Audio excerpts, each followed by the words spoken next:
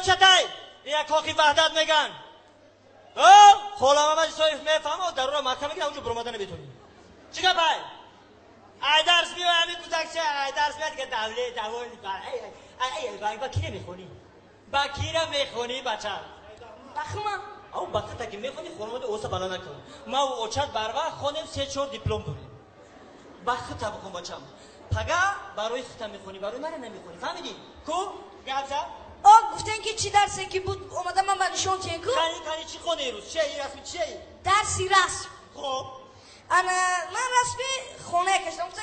چی رسمی که خونه نمونه کشی من رسمی خونه خونه انا این شما دادا جون کدومش مایم اینا انا این نون خای این چای این دادره که من خواره چای نون دسترخوان امید توته که من در صورتی مادرت میکشیدی جنگ میشد در سر دسترخوان اوخی مادرم کو